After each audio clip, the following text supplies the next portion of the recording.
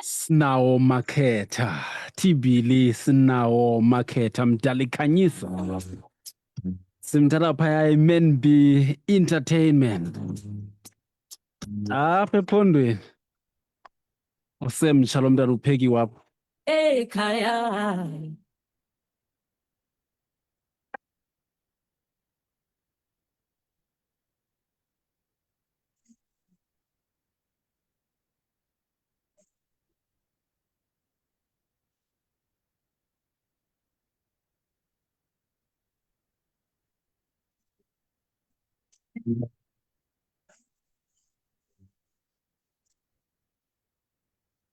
Ngomvulo ke namhlanje ngumhla wethoba kwinyanga yoMdumba, unyaka wama-2026.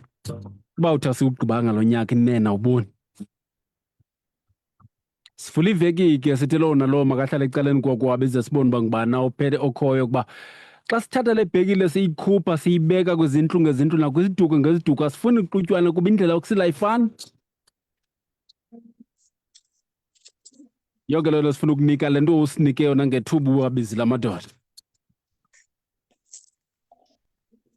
Asanda Maliwa sakuba lapha de kubethe intsimbi yeshumi elinesibini. Intsimbi yeshumi elinesibini. Theni nje ngathi umfana mdala ubuye efrizile nje. Eli ke liqonga ivukane lenzele wena ukuze sikwazi ukulisebenzisa sithi madoda sasilapha ngenye imini silisebenzisile ke sibulela sibamba ngazo zozibini. Yabona umcimbi esiwuphetheyo namhlanje khumbula uba ngomvulo kwiveki ephelileyo besithetha nosisi olixhoba lokubethwa ngokwezityolo. Kunzima apha kumdakisali kubonakala uba mimo iphezulu. Now ndifumene iingxelo ezithi ke laa sisi naye uvulelwe ikheyisi ngusisi obebanjiwe ebemvulele ikheyisi. Now uthini umthetho ingakumbi xa soyame ngento efanayo nakulaa ngxoxo? Mhlawumbi nawe apha ekuhlaleni uke wadibana nomaliwa. Umaliwa wakuhlukuhla ngandlela ithile, waziphindezela ngandlela ithile. Apha ngoku apho sofokasa khona okanye apho kanye iintente zethu sozimilisela khona. Sithatha abenzani ababini sibabeke apha? Uthini umthetho xa bobabini beyovula ikheyisi? Ekaloku silwile, sabetha sonke, sabethana sonke, okanye senza nantoni na elulwaphulo mthetho apha kuthi sobabini, nokuba kukho oselweyo nokuba kukho ongeselwanga na. Kodwa kwenzekile phakathi kwesisibini, avule omnye ikheyisi nomnye ayivule. Uthini umthetho? Soba lapho ke kuba nali igqwetha lethu esidla ngokulisebenzisa rhoqo kuye uyingcali kwimiba yezomthetho umnumzana uXhanti Gagantolo. Mhlekazi, enkosi kakhulu, siyakwamkela. Ndikubulise mntakamaliwa ngale njikalanga okanye ngasebusuku nje. Ndibulise nabaphulaphuli bakho ngokubanzi jikelele. Inkosi tata. Nkosi kakhulu, siyabulela nathi kwakho. Ndiyabona uba ndingethemba kwaFaro noko bebekuphethe kakuhle kuba naku ubuyile ngoku. Ndihambile ndabuya kakuhle kwesikafaro ndabona nee-pyramids. Ngazange ndayibona ebomini bam, ndandifunda ngazo nje eBhayibhileni kodwa ndizibonile kakuhle ngamehlo ngoku. Ya, hayi ke ngethemba lokuba ngoku yonke into izawuma ngendlela eyiyo kuba uzawubani usabelana nathi ngezona zinto ozifundileyo. Mntakagantolo, xa sithathana mna nawe, siyathathana ngoku. Yes. Kubekho oselwayo apha phakathi kwethu sobabini.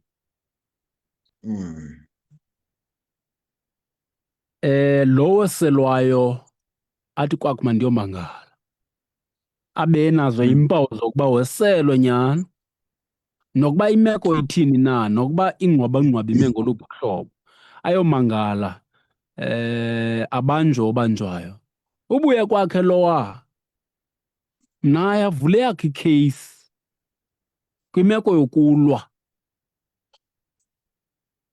Andifuni ukukwenza umzekelo ngekheyisi obungekho ngayo, kodwa besiyixoxa apha kwiveki ephelileyo. Now, ndingumaliwa ndinempawu yendlebe eyophukileyo yokuba tyhini ndihlaselwe ngugantolo. ndayomangala. Ndawumangalelwa ndawumangala. Then uGantolo ubuya kwakhe luvalelweni. Aqoma mandiyomangala naye. Nam mandiyomangala kuba uMaliwa usisile isandla pha kum nangona kungekho zimpawu zibonakalayo. Masiqala apho kwimeko apho kungekho zimpawu zibonakala nakuthathatha. Andithi ngeke zibonakale xa kuqhutywa uphando, andiwazi umthetho. Kodwa kuthathatha akho zimpawu zibonakalayo. Kodwa uqomba, hayi nawe mawuyomangala uba uMaliwa uke waphosa ngesandla apha. Uthini umthetho kuloo meko? Ndibulele mntakaMaliwa ngethuba, phinde ndibulise ke nakubaphulaphuli bakho. Ukuze le meko sibe buyilandela, sibe buyichana kakuhle mntakaMaliwa, funeke siqale phaa kwindawo yokuxhwayelo. Yes. Kulapho ke sizakwazi uba sihambe nayo izigaba ngezigaba and ibe buphuhla ke naseluntwini jikelele. Yes. Indawo yoxhwayelo isinika i-picture eyiyo and iyasincedisa. Uyakwazi abantu ababini baxabane kuloo ndawo, athi omnye, umzekelo, athi omnye, hayi mna bendizihlelele ndizincokolela neetshomi zam. Wafika lo kaMaliwa wandibuza imibuzo emibini emithathu. Ndithe ndisajonge leyo wanditshova, okanye wandigibisela impama, okanye wandinyola. Ndiyazama ke ukunika umzekelo wendawo yexhwayelo kanditsho ukuba yonke into inendawo eqala kuyo mntakaMaliwa. Wena ke uthi ungumntakaMaliwa wena, ndithi ndakube ndikunyolile, ndikutyhalile, okanye ndikubethe ngempama, usuke wena ube buziphosa kum. Andana mhlawumbi uyandiva na mntakaMaliwa? Ewe, ndikubambile mntakaGantolo. Wena ndithi ndenze okuncinci okanye okuncane kuwe, usuke wena ube buziphosa kum, uthabathe umzekelo umhlakulo, undibethe ngomhlakulo. Yeah. Masibambe apha kwesi step ke mntakaMaliwe ndiyiphuhlise. Yes. Umthetho uthi xa ngabana uphantsi kohlaselo okanye ungahlaselwa, le nto kuthiwa u-under threat, uyakwazi ke ngoko ukuzikhusela. Awude ulindele iblow okanye incindi malide lihlale. Yes. Laa nto ke kuthiwa yi-self defense, le nto kuthiwa kuzikhusela. Yeah. Kodwa nayo inemida yayo. Awuzukuthi mntakaMaliwa ndifike ndakutshova wowungqubeka edongeni ebelikufuphi nawe, wena utsibele umhlakulo, xabele ngomhlakulo, okanye undibethe ngentsimbi, okanye undibethe ngaloo object undibetha ngayo, ude ube ngoku uzawundivula induma. Yes. Uze uphinde uthi ise-self defense leyo, usazikhusela. Umthetho awuzuvumelana nawe. Okay. Umthetho uthi uzitsibile ii-boundaries, uyitsibile imida yokuba mawuzikhusele. Ngokude ude ube wena uyamlimaza, abe yena bekutyhale nje engaphethanga sixhobo. Hayibo. Anokufika ke amapolisa mntakaMaliwa amaxesha amanintsi kwindawo yoxhwayelo ebizwe ngummelwane. Ba heyi, nanga amadoda amabini apha uGantolo noMaliwa betshitshisana ngento singayaziyo, ukhona ophayo. Idyuti yamapolisa mntakaMaliwa kukufika ancede lo sevuzisa. Azawubuza mva uba kwenzekeni. Kuba kaloku angatshabela apha lo. Okay. Igazi liyampompoza. The first thing ekubo kukuthi masisindise ubomi. Okay. Qala. Ngela xesha amabini namathathu amaxesha amanintsi okanye ivantyi ikhona eza kusheka, izama ukusabela, izama ukuqokelela ubungqina, kodwa ke ayingobetuphi aba zii-arresting officers ezafika zinikezele. Ithi ke le nto uzawuthathwa lo sesophisa abalekiselwe esibhedlele. Into ke ukuba ngabana bayophisa bobabini mntakaMaliwa, bazawuthathwa bobabini babalekiselwe esibhedlele. Phaya kwi-pocket books zamapolisa izawurekhodwa le incident.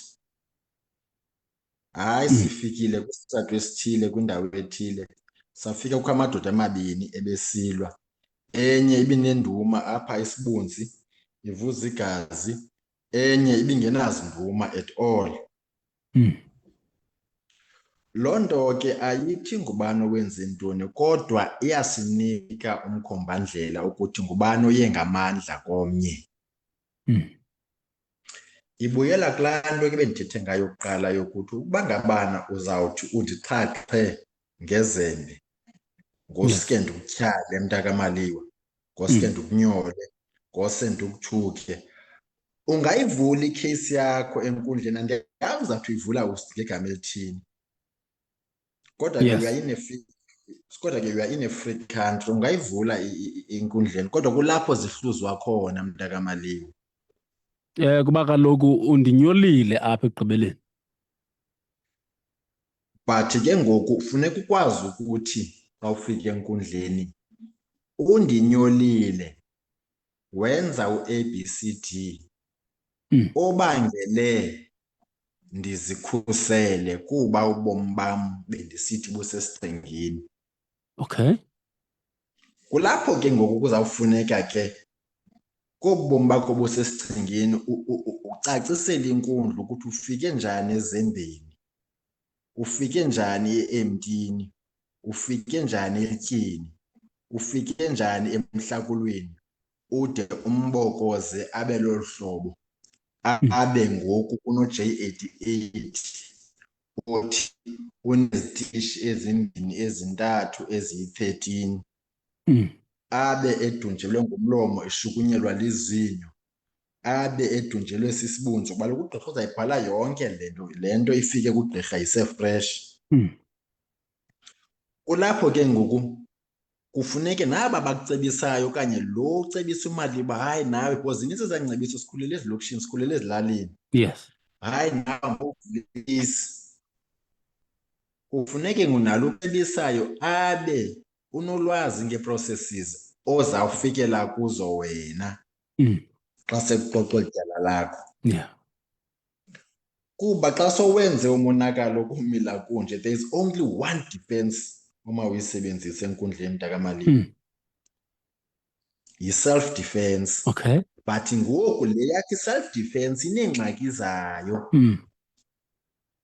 Le yakho buzikhusela kumntu ongaphethanga nebholpeni, yiyeke ke izembe, yiyeke ke mandithi irharafu, yiyeke nje sesinye isixhobo. But lo mntu ebesilwa nawe yena omhlawumbi bekutyhala ngezandla okanye benithetha nahluthuka imimoya, but wena wambetha ngento, wambetha ngentsimbi, ayisasebenzi indaba ye-self defense apho mntakaMaliwa.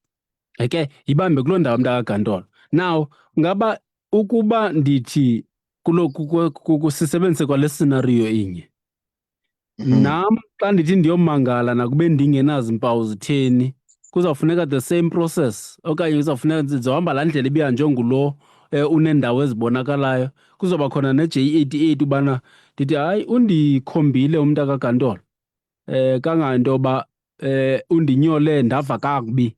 Kuzawufunwa loo nto naxa ndifika phaa, uba into ye-J88 njalo njalo izawuthini eyam into, kodwa ndinazo mna iinduma, kodwa ke ndiyenziwe le nto ingekho semthethweni ukuba ndinyolwe. Ithi ke le nto mntakaMaliwa zifike ke ngoku zikhabane. Ukunyola umntu, yes, nokumbamba, omhlawumbi umbambe engalweni umjijise, Umthetho uthi loo nto yi-assault common. I-assault ke ukumhlasela ngendlela apha engenanjongo zakumlimaza. Okay. Masithi ke ngoku umntakaMaliwa ubetha umntu ngentsimbi obekunyolile. Awunithi noba ungayiprofesa kwezomthetho okanye ube ngumakhwekhwethwa kwezomthetho. Ufika nje ukhawuleze uyibone uba le ndlela ndihamba ngayo izandibamba phaa phambili. Akuxoxwa elam ityala. Okay. Kuba lo mntu umlimaze ngolu hlobo noba ebekunyolile umntakaMaliwa weqe umda wokuzikhusela. Ubuchule bokuzikhusela. Ubuchule buthi xa ekunyola bheke e-police station. Suthathela umthetho edlanzeni zakho mntakaMaliwa, le nto kuthiwa yi-self help gabula makhumsha. Suzinceda noba uphakathi kweyiphini imeko unomsindo ongakanani, but suthathela kuwo umthetho edlanzeni because xa ufika enkundleni unalaa problem ke ngoku phezu kwakunyola kwakho, phezu kokwakutyhala kwakho, phezu kokwakuthuka kwakho. Andikubambe kuloo ndawo. Sithengise ekhaya sikumzuzu wama-26 emveni kwentsimbi ye-9 iVukani FM le. Ingaba ufuna impahla yamadoda ekumgangatho phezulu? Yiza kwivenkile yakwaStrauss yaseQueenstown. Sineebhlukhwe zeBrentwood, izihlangu zamadoda ezisemgangathweni kunye nezinye iimpahla zesitayile sanamhlanje. Sifumaneka enamba 79 Robinson Road eKomani. Akukho sidingo sokulinda. Yiza uzokuzifumanela isitayile osifunayo namhlanje. Ube mbejembeje ube njeya. Strauss of Queenstown, where service is a pleasure.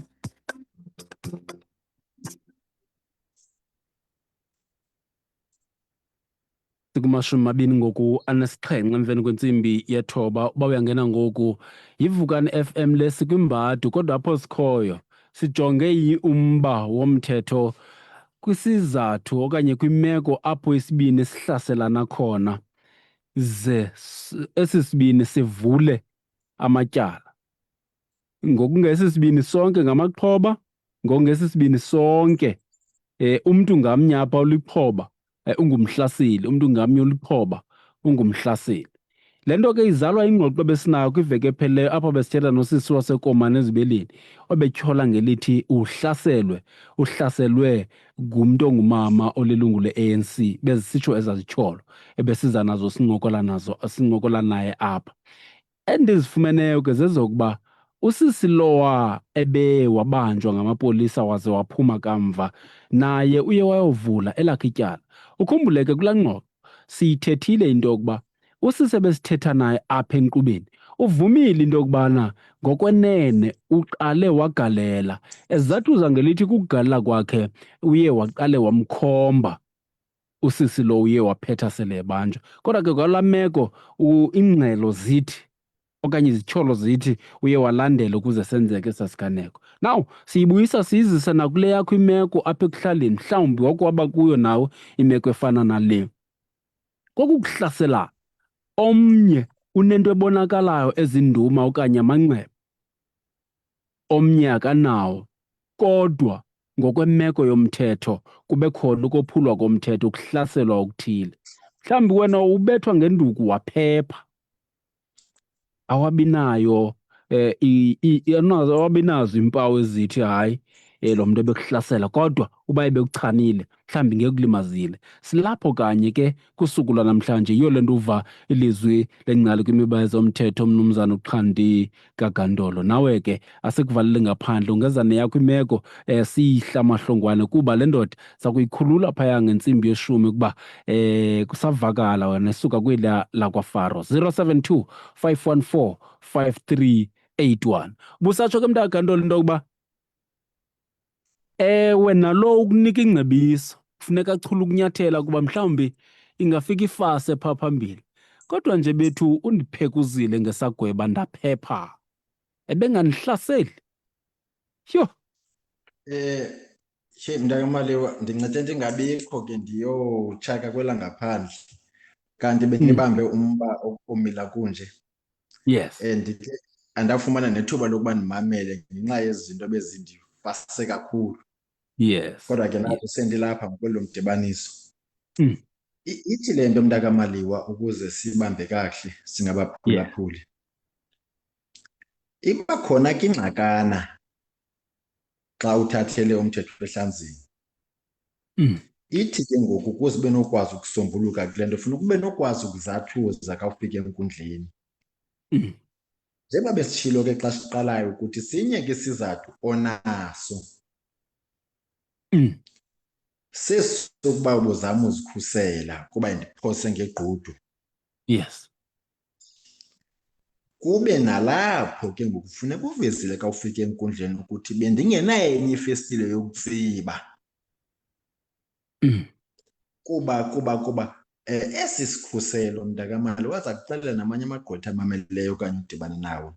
Esi sikhuselo se-self defense asilulanga kakhulu ukusiphumelela enkundleni. Sinemida, uyaxelelwa xa sowuxoxa kuthi apha befanele uba ume apha ke. Wena uye watsiba ngapha kwalaa mda, wawutsiba ngapha kwalaa mda iyafa le defense yakho uyiphakamisayo. Kuba njengoba ndisenza lo mzekelo ithi into iba ndilandela wena ufike wandinyola okanye ufike wenza into ethile ebenobangela ngenye ixesha xa ungumntu o-reasonable okanye ungumntu andizuthi abantu abekho super but ungumntu ozithathela inqaleli izinto uqonda ukuthi hayi let me walk away, mandimshiye mani lo. Zezo options kanye ezi xa ufika enkundleni, inkundla ezafuna uziqonda ukuthi sowude ube uthatha la manyathelo nabe kutheni ungasuke umshiye uhambe. Because ngoku ufeyisene ne-challenge yoba mawu-explain ukuthi kutheni uthatha umthetho edlanzini zakho. Yes. Ngoku ke xa ufika phana ungakhange ube nawo nomkrwelo omncinci, usithi uzovula isityholo against uMaliwa kuba efike wakutyhala wathetha ngendlela engeyiyo nawo ekubangela uba ube nomsindo. Remember, even anger itself is not a defense, ayisosikhusela umsindo enkundleni. Ugalela ipetroli emlilweni. Wasophukile ndinomsindo. Sure. Ugalela ipetroli emlilweni eMaliwa. Yeah. Ithi loo nto xa aba babini uMaliwa noGantolo bevulelana amadokethi, xa uyijongela kufitshane uzawufumanisa uba ukhona apha phakathi kwabo ozama ukuneutralize ikheyisi, ozama udontsa amandla enye ikheyisi. Kuba kuvakala into yokuba ukuvulele ikheyisi nawe hambovule yakho. Abanye ke bathi ngokucetyiswa bacinga into yokubana kuzawuthiwa makubekho le nto kuthiwa luthethathethwano. Hayi, xa yazi muselokishini izinto sizithetha njani uba xa umvulele ikheyisi, laa kheyisi yakhe ayizuba namandla, nilwile nibethene, kuyafuneka abantu bazijonge ezi zinto. Akusetyenzwa njani enkundleni? Hayi, besisilwa sabethana ndamohlula mna, ndamkhaba waphuma amazinyo ndamusa bendinamandla. Akusetyenzwa njani enkundleni? Ngoku thina siqala emnyango yokuthi bekutheni uzuthathela umthetho edlanzini zakho ungayoripota epolice station xa kanti ubuphantsi kohlaselo. Okay. Ithi ke loo nto ndizivuma. Yes. Ewe, khawungena mntakamali. Kuloo ndawo kanye ke mntakagantolo, bekutheni uze ungaye epolice station akanti uphantsi kohlaselo? Singayibalekela into yokubana zikhona iimeko zokuba ungangabi nalo elo thuba lokuba uye epolice station. Ndithi ke ngoku Ndiyawuthanda lo mbuzo. endiqonda uba loo nto izophinda ibuyele ke ngoku kulaa ndawo ithi indlela ozozathuza ngayo neemeko zokuba ubukwimeko yokuba uzikhusele. Ndithi ke ngoku uyandinyola lo kaGantolo apha ebunzi. Loo nto ibangela umsindo. Ndithi ndihambe le 5 kilometers ndihambe ndiyomangala ndithi umntu kaGantolo nanku endinyola. Ndiyafa ngumsindo ngoku nje. Then ndithini? Uthi umthetho mandenze loo nto? Kuba kube kanti andithathelanga mthatho ezandleni zam? Umthetho utsho ncakasana mntakaMalini. And ndiyawuthanda umbuzo wakho because ndiyabaqonda abaphulaphuli bakho xa bezawungena bazawuthetha loo nto uba andinamyeka ade andimazi. Umthetho awuthi makade abe umntu uza kubetha ngequdu, and andifuni ke because leyo yitopiki yenye imini. Yes. Masithethe ngemeko apho ungalimalanga wena. Okay. Wena usuke walimaza. Ndifike kuwe mntakaMaliwa ndikucapukise. Umthetho ke awuvani nomsindo. Sure. I-provocation kuthiwa ayo excuse. Oh. Soba mawuphule umthetho. In fact, i-provocation yipetrol emlilweni. Ithathelwe ingqalelo laa nto yongakwazi uzikhontrola. Xa uphinde uyiveze ngokwakho, hayi mna ndumalume undicaphukisile bendinomsindo. Ibhala phantsi inkundla laa nto because you can't, awunakwazi ukuzathuza ngomsindo. Umsindo ayo defense, ayisosikhuselo. Zikhona ke izikhuselo umthetho ozamkelayo. Okay. Esinye saso mntakaMaliwa esikufitshane nawe kule meko yile ye-self defense but ineengxaki zayo. Funeka ukwazi ukuyinqunqa into small pieces. Yes. Kule meko ke ndithetha ngayo ithi bekutheni mntakaMaliwa kulaa ndawo ubukuyo ubungenakwazi naxa ikunyola ethetha ngendlela engeyiyo usuke umshiye uhambe. Ubungavalelekanga konini mntakaMaliwa pha. Masithi mhlawumbe sibukele ibhola ebalini, mandenze umzekelo kwezi abaphulaphuli bayive. Yes. Ndiye kulaa kona ndihleli kuyo ndifike phana ndenze le nto ndifike ndayenza yokunyola ndithethe ngendlela engeyiyo. Ibala lithe gabalala mntakaMaliwa. Ibala lithe gabalala. Because zizawujongwa inkundla nale environment ubukuyo. Ithi loo nto ke ndibalekile.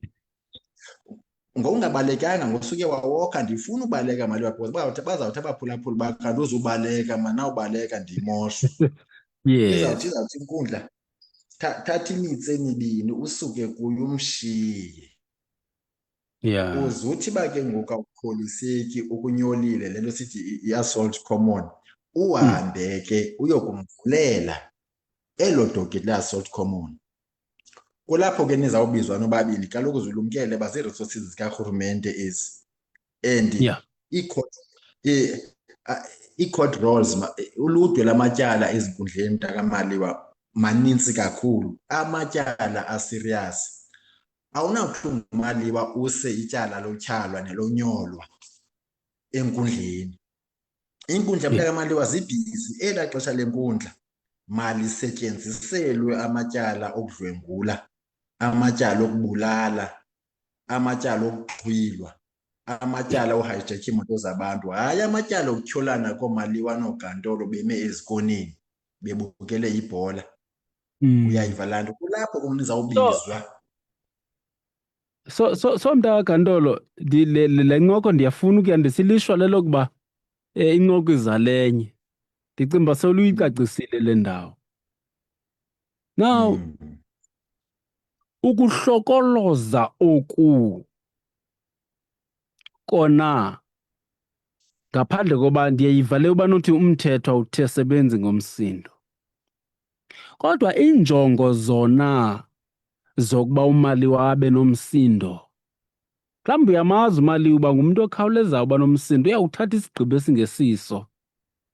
Ngaba injongo zokwenza uMaliwa a-act ngendlela ethile, umthetho uzibekele ecaleni zona. Ndithi hayi, umntakaGantolo ndiyamazi uba uzawuthatha intsimbi andibethe ngakho, athi ke ndithathe umntana wakhe ndimjingise apha phezu kwamanzi abilayo. UmntakaGantolo athatha intsimbi agalele. Okanye izimeko ezi.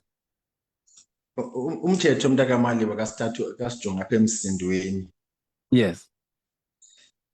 Eziba ndisitsho i-provocation kuthiwa ayo-excuse mntakaMaliwa. Yes. Hayi bendihlelele endlini nam wafika wathatha umntanam wamdlalisa kakubi.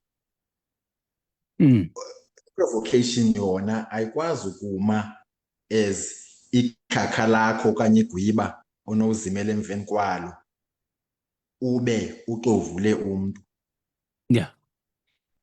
Ndiyafuna ke mntakaGantolo ndingakuqhawulanga kule ndawo. Kule ndawo yoba ibala belilikhulu Maliwa, ubunako umshiya lo kaGantolo xa ucaba uyakuhlasela. Ngaloba wena ke njengoba sesilapha enkundleni ngoku ubunako ukumshiya. Masike sithelekise le ndlela ugqiba uyicacisa uba umthetho uthini.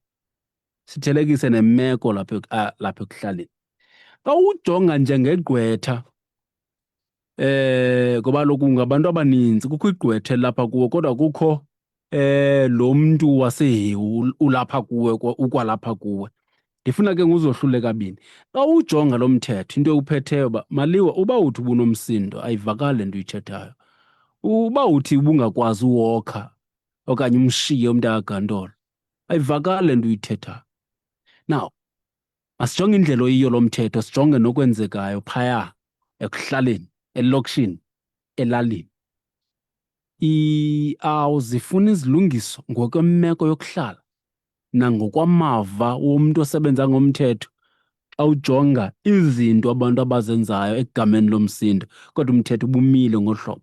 Awufuni isihlomelo lo mthetho, awufuni izilungiso ezithile ukuzama ukuhambelana nendlela abantu abaphila ngayo ngoku. MntakaMaliwa, ndizawuphendula ngolu hlobo lo mbuzo. Yes. Xa ufike law school, the first day ufike law school, uyafika uxelele into yokuqala uyixelelwayo xa uqeqeshwa ngosemthethweni yokuba zikhona izimo zentlalo. Yes. Sikhona isimo somthetho. Umthetho uhlala ungumthetho oquka wonke umntu. Kodwa isimo sokuhlala siyakwazi ukuguquka kumntu ngomntu, siguquke kwilali ngelali, siguquke kwilokishi ngelokishi. Ukuba nangoko singathatha isimo sokuhlala sisisebenzise, loo nto ingasifaka engxakini. Okay. Umthetho wona kufuneka ufane nengubo eyambathise wonke umntu. Kungathiwa uMaliwa uyaziwa unomsindo, ngoko ke masiba-accommodate okanye masibalinganisele abantu abanamasindo sibophule umthetho.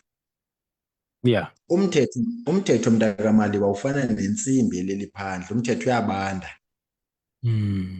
Umthetho uthi ukuba le ayenziwa awuyenzi unengxaki ze-anger, awuyenzi ungenangxaki ze-anger. So uye uthi xa ufike law school ukhawulezise unqandwe ngezi zinto kuba ezinye izinto zihamba nentliziyo, le nto kuthiwa zii-emotions. Kuthiwa yini mani uMaliwa, hayi ayifani noMaliwa. Umthetho uthi ifana ingafani. Ukuba ngabana uMaliwa uwophula umthetho uwophuleke. Izothi ke ngoku kule meko yebala ubunawo amathuba mntakaMaliwa kwelaa bala likhula ngoba wosuke waza ngomva wemka wamshiya ethukisele. Ungade ube uzamxovula olu hlobo umxovule ngalo. ndiye ke ngoku kulaa nto uba abantu avule lakhe idokethi ngokucetyiswa. Ayimbanga into yokucetyiswa kuba nathi abantu siyabacebisa, kodwa funeka umcebise ngowuyazi ukuthi le ngcebiso yakho izawuzala nkomoni na, iza kuyekeza na kule nto. Yes. Awunawuze mntakamaliwa uthi ungenaso ne-scratch uyondivulela ikheyisi undibethe ngomhlakulo. Uthi yantoni ikheyisi undivulela yona igama layo? Usho ukuthi uvula ikheyisi yantoni phaa e-police station? Ndibe ndino-J88 ndibokoboko kulaa J88. Kaloku kaloku mntakagantolo, phambi kokuba ndikubethe ngomhlakulo uqale wandiqhwaba. Ilishwa ke kukuba akusekho mivumba ngoku, ndisafana noko ndazalwa. Bundiqhwabile ke kodwa yiyo le nto ibangela uba ndikubethe ngomhlakulo. Ilishwa ke loba inxeba kuwe lisacaca kum, akho nto icacayo, futhi ndingumqabaqaba kweGWV, kunjalo nje. Ngabe umthetho uyandikhuphela ngaphandle na? Ilishwa lithi kaloku mntakamaliwa, ingathi singanengxaki enkulu mntakamaliwa ka sinokuvumela ukuzinceda ngokwakho. Sinomthetho nje. Yeah. Sinento ethi i-self help, ukuzinceda ngokwakho makungabikho. Ukuzinceda ngokwakho. Iba ndifike ndakuhlohla impama phaa usalihlelele, ikhona indawo igama layo kuthiwa yi-police station. Yeah. Apho kufuneke uyoripota ukuba sivumelene ngokorhulumente esimonyulileyo uba urhulumente equlunqa imithetho. Akazuqulunqwa ngumthetho ngumaliwa nogantolo besevukani okanye nguJola noJwarha behleli kwenye ikona bavula umthetho. Mayibenye isosi yalo mthetho ebhayinda ebophelela konke ukuhlala. Sithi ke ngoku asithi mawude ube uzawuhlatywa ngemela ufe uphume umphefumlo ukuze ube uyazikhusela. Kodwa sithi sukuyibaxa le nto yakho yozikhusela mntakamaliwa ka sowuyenza, ubethwe ngempama urholumpu udubule umntu. Kuphi ukuzikhusela apha abe bengaphethanga sixhobo? Uyicacisa njani wena le nto xa ufike enkundleni? Senditsho nalo mntu ukucebisayo, nithi nizawufike niyicacise njani enkundleni abe umntu eqhawuke ingalo nembumbulu? Imakhe mntakagantolo, masike sizise kwimeko apho akho mntu unampawu. Sibambene nje sake sakrutshana nantsika kodwa akho nzipho, akho nto ibonakalisayo. Sike sibambane ithuba elide kodwa ungabikho mntu uzokopha. Avuke omnye wethu athi mandiyovula ikheyisi uba ubani undibethile. Ithiwa nimeko enjalo. Mhlawumbi ngoku ndiye police station into ozoyibona kum mhlawumbi ziinyembezi.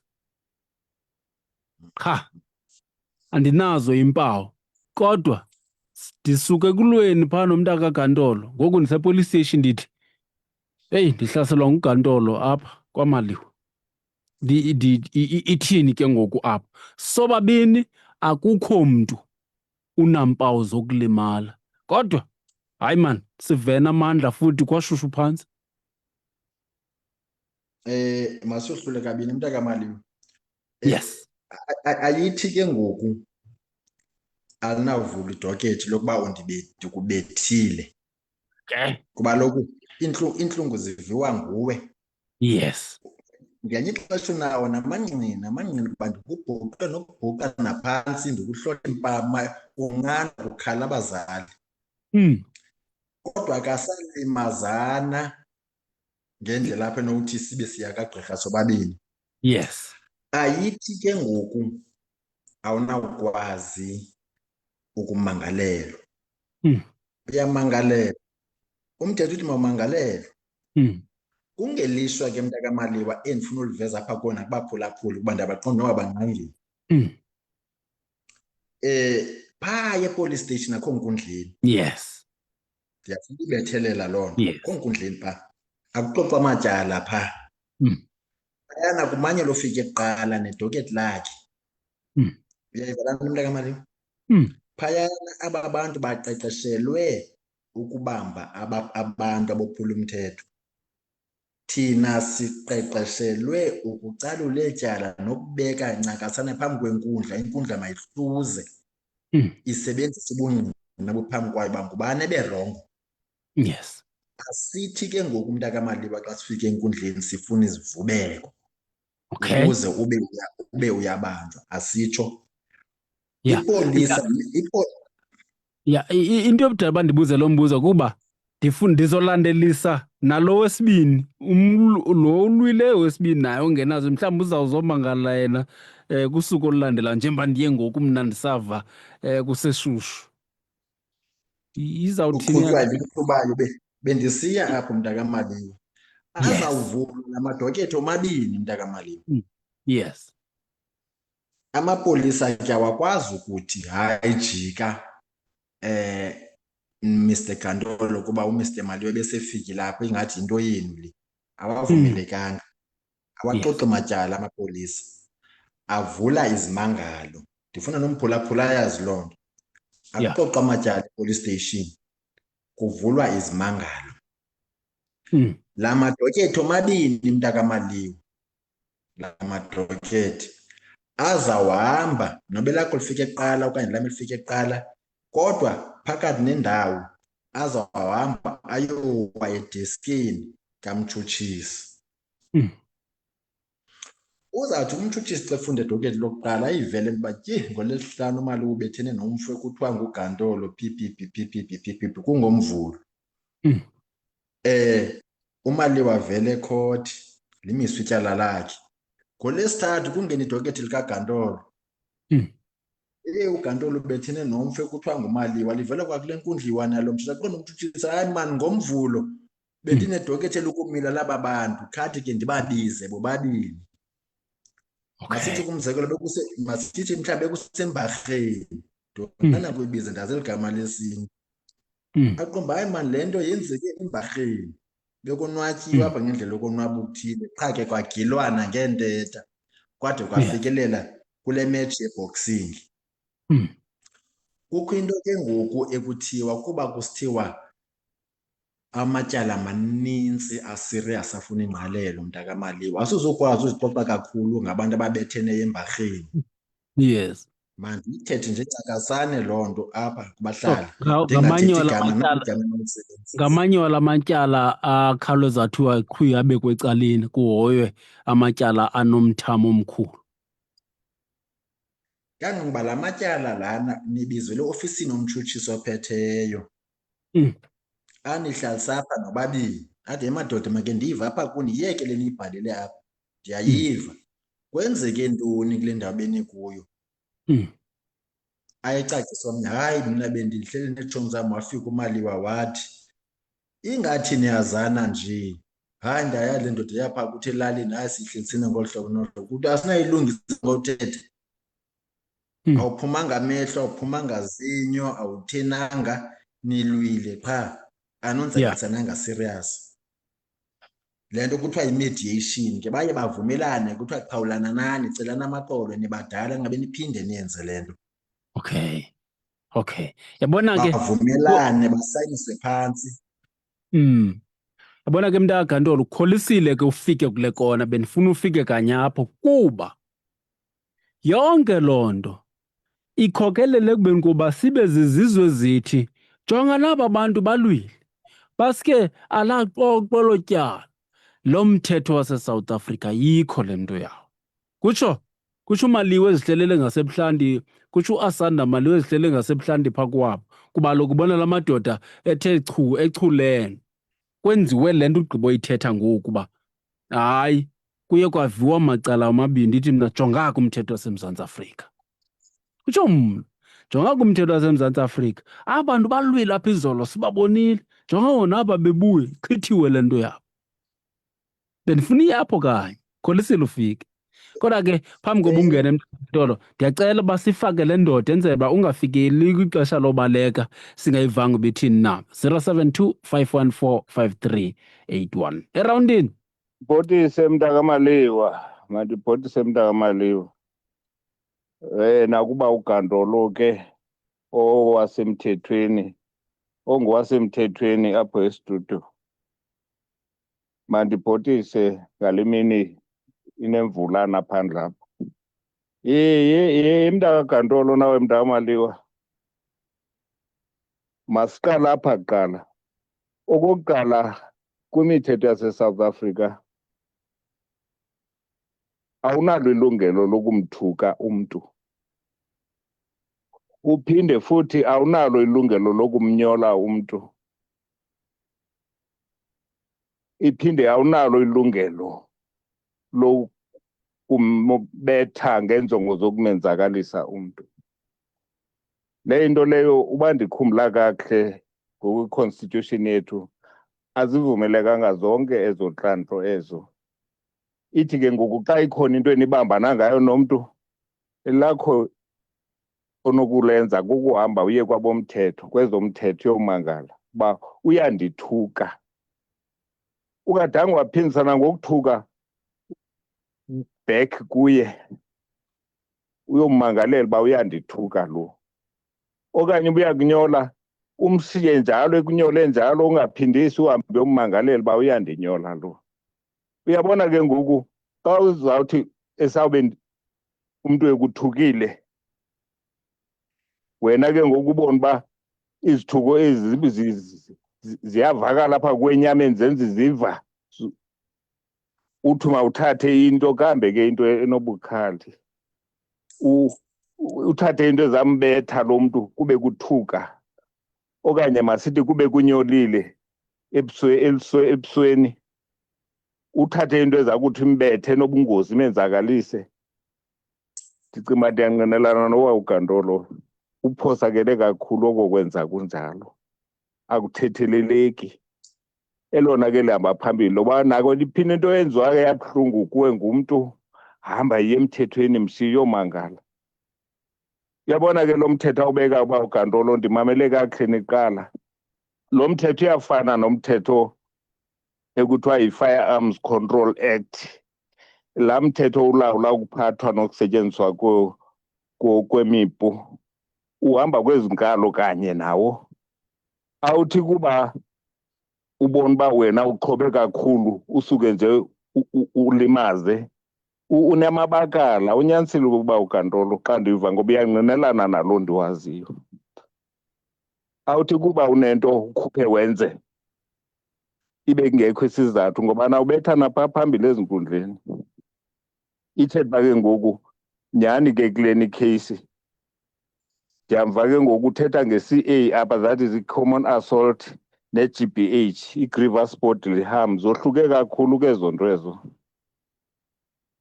Ndicinga uba fanuba hayi ndimva kakuhle nawo lo mthetho walapha awubekayo uyafana nalo ukhontrolwa.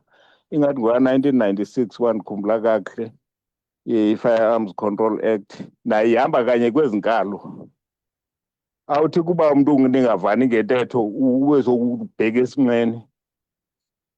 Ndicinga uba ke yayivumeleke ukuthi ke phaa ezinkampini ke loo nto. Ngoba ke phayana ezinkampini kaloku xa udibena notshaba alizukunyola utshaba, luphethe le nto uyiphetheyo, so kushiyana oomama ukondla ke ngoku. Phayana ke emkhosini akho nale nto kuthiwa yi-warning shot. Kodwa ke apha ngaphandle kwi-civilian life, umzekelo nomntu ophaa emkhosini akakwazi uba angasebenzisa laa mthetho waphana xa ekwi-civilian life. Usebenzisa phaa kwi-battle, phaa kwi-warfare. Ndizama ukuthi ke hayi ndimva kakuhle, ndiwubona nje imithetho phantsi. Le nto kuthiwa ngumthetho, umthetho uyangqinelana nomnye. Bendithi ke make ndihlomle nje apho, enkosi, hayi simamele. Kodwa ke eliphambili into yoba i-GBH ubetha ngeenjongo zokwenzakalisa nokuchwakaza, le nto kuthiwa yi-common assault. Hayi noko umahluko mkhulu apha, nasemthethweni ke nawo ke ungayihluza uyibone ingxaki, imeko apha. Enkosi. Enkosi Mcethe.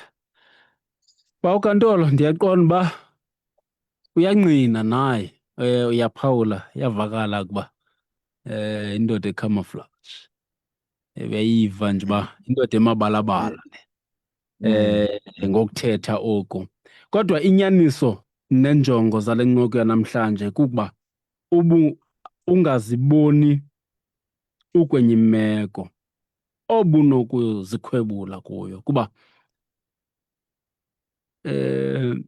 andazi babangaphi abantu ababanjiweyo kuba bethathele umthetho ezandleni. Andazi babangaphi abantu. Ngelishwa ke ndile ntatheli kwasekuqaleni ingazange ixhaphake court. Ngokwamava wam mntakagantolo, ukukhava court kange bendisiya xa kukho elo tyala kubonakala uba yabona ya linzima kakhulu. Ndikhumbula ityala endandike ndali-athenda phaa ndisesePort St Johns. Kwakukho umntwana owayexheliwe wafakwa edishini. So ndiye ndivele kulaa matyala anjeya bonakala bakho ndoda inawuhlala endlini. Now ndiyavuya ke xa ndisiva into ezinje ngethemba lokutoba le ncoko mhlawumbi ingawenza umohluko. Ayeyokuqala sawubane sisithi gqi nazo ezi ncoko. Mhlawumbi mntakagantolo ngenye imini ndizawufuna ke sibuye nereyiphu. Kodwa sizawuthetha uba sizayenza kanjani, kuba zinintsi iiscenario zereyiphu. Nomntu omameleyo ngoku ukhona iqhinga uba kukho iimeko apho ufumaniseka uba emveni koba umaliwa edontsile kuvela i-information entsha uba kakuhle umaliwa wayengenzanga nto, koko kwakulolu hlobo. Sawuhambe ke sifike ngenye imini kwezo zinto, kodwa mandingakuvaleli kwizinto esele zivelile phaya erawundini nomcethe. Mntakamama uyibeka kanjani? Ndiyabonakala uthi kanexesha emanokroba phaa ufunda into ezimbini noba zintathu, kuba kaloku apha sithetha nge-assault common, sithetha nge-assault GPH. Laa nto i-assault common lo uxhwakaza ke wena ke kuba unomsindo wakho umaliwa ungafuni udelelwa, uthatha izembe ubethumba. Ezi zinto ke mntakamaliwa masibe kulaa platform besikuyo yokuba nibethene analimazana nabizwa athi umthetho waseSouth Africa usebenzi. Yes. Amaxesha amaninzi mna ndiyakoyika ukuthetha ngento endingayaziyo. Because abantu abaninzi ngenxa yezinto ezenzekayo ekuhlaleni sebenefrustration eninzi ngongathi yonke into ayisebenzi. Kanti la madoda amabini phaa abizelwe eziofisini kathiwa mawaxolelane, kuba asinazi iinkundla eziliqela ezinokubangela sixoxe wonke into ephezu komhlaba. Abantu ababethene ebhareni okanye etywaleni, uba ndithetha rongo ndixoxile kubaphulaphuli bakho. Ewe, kwezi ndawo zentselo urayithi, ayithuki le nto. Yes. Bengalimezananga baye babizwe mntakamama xa banala madokethi, kuba idoketha alivalwa nje. Saze siyicacise ke iprocess yedokethi ngenye imini ukunqanda le nto yokuba ikheyisi ithe. Idoketha alivalwa nje, idokethi ivalwa ekhothi mntakamaliwa. Umcuphi yena alilungisa alise kubetshutshisi. Ngumtshutshisi uzawuthi hayi mani uGando nomntakamaliwa noko bebedle amanzi angaqhelekanga, babhidana, make babizwe baxolelane babuyele elalini sebehamba bobabini sebehleka. Ngamanye amazwi loo nto ayikokufeda komthetho, kodwa kwenziwa into esemthethweni ngenxa yomthamo wemeko okanye ngenxa yomthamo woko kwenzekileyo, ayikuba ithiwe yakhiwa phezulu kwayona ingaka le nto. No, le nto iqulunqiwe. Yes. Likhona isolotya kuthiwa yi-NPA Act. Yes. Because ayikho into esekhoti oyikhenhlwa ukuqomba ndiyabasizela ngabakhaya bam, siyavana kufaka ikudetheni loo nto. Ngumthetho ogayidayo uba mayibe khona i-mediation, mazibe khona iikheyisi ezithile zohlobo oluthile. For instance, i-GBV kudala kuthiwa hayi ngumaliwa neqabane lakhe mabayithethe. Zakhutshwa izanto kwi-mediation mntakamaliwa.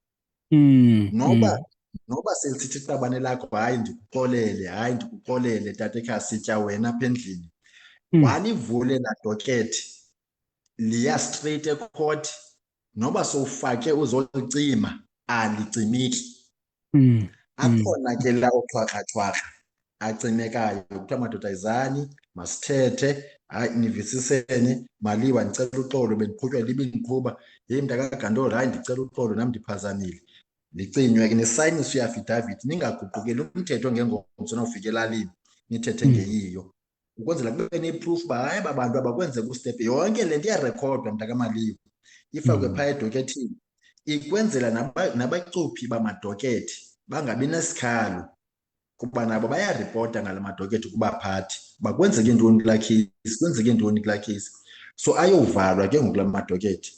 Kodwa ke mntakaMaliwa kandiqukumbela, likhona ke idokethi le-assault GBH eli umcethe bethetha ngalo, libe khona idokethi le-assault common okanye common assault.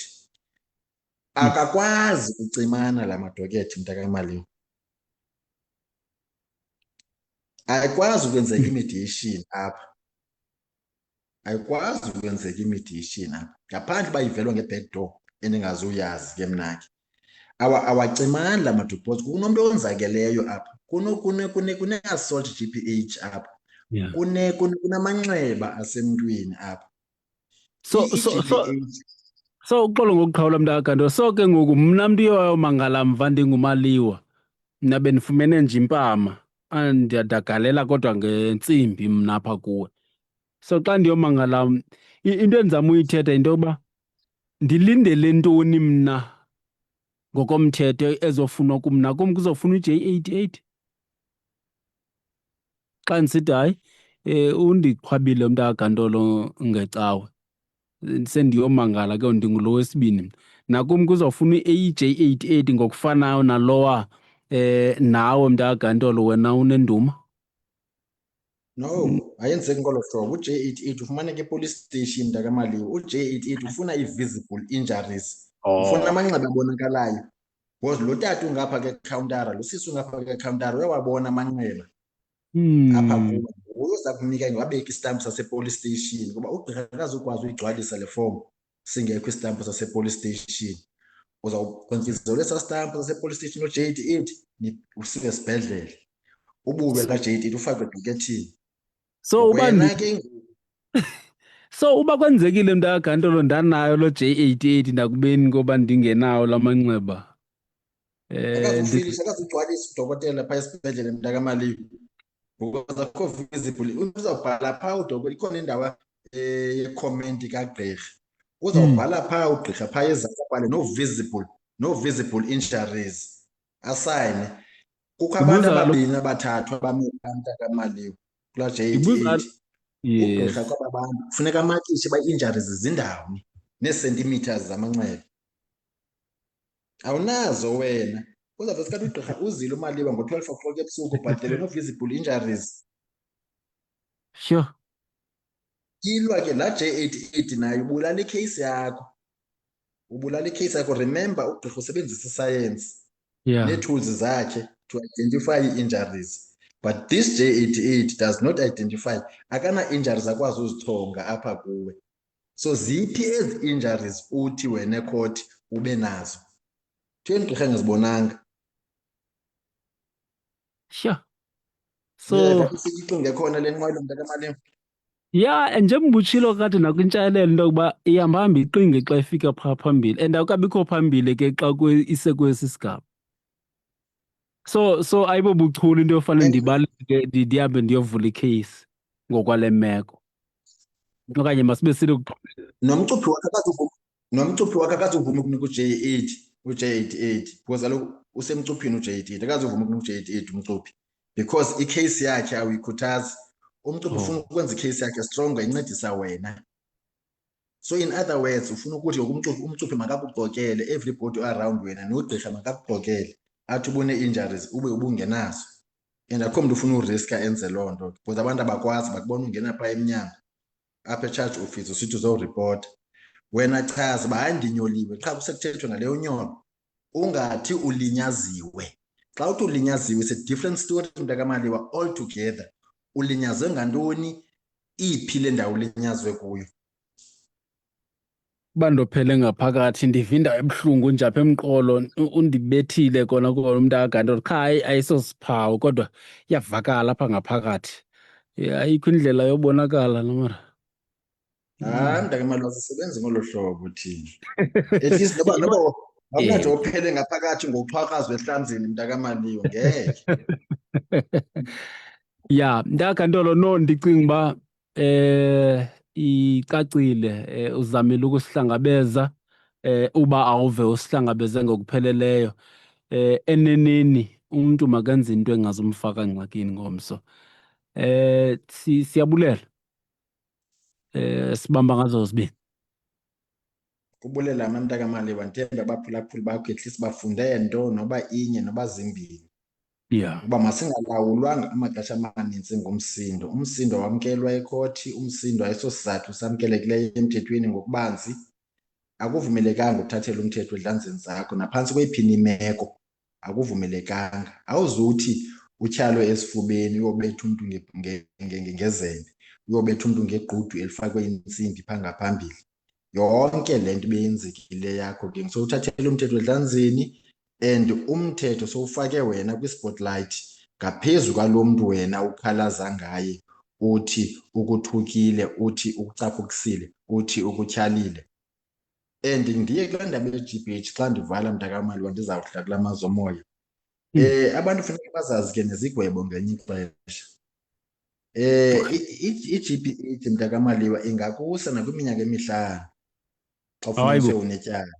Ewe, ingakusa kwiminyaka emithathu unyuka i-GBH. Ngokobo laa J88 awukho phana for uhombisa. Laa J88 uzawufakwa enkundleni ube yipati yomqulu wenkundla, le nto sithi lirekhodi lenkundla. Ibonisa ubuzaza bomonakalo owenzileyo kuba lo mntu ude wanezitishi ezimbini nezintathu nezine ngelaa nxeba lela zembe umbethe ngalo, lela nxeba lala ntonga umbethe ngalo. Xhomekeke ngamaxesha amaninzi uba ngabe sisigwebo sizawuxhonywa na okanye asizuxhonywa. Uza kuyoncamla uxhonyelwe emibini nemithathu kodwa eminye noba mnye noba yi-18 months kuthiwe khayohlala. Sure. Ingalo mthetho ayikho ngangamna winde. Siyabulela ba. Enkosi mntakamaliwe. Ndibulela nabaphulaphuli bakho. Enkosi kakhulu. Enkosi kakhulu. Ingqali kwimiba yezomthetho uMnumzana uXhandika Kantola. Zange ngayibona into enje nguSemito simkhupha ngayo. Awumamelanga.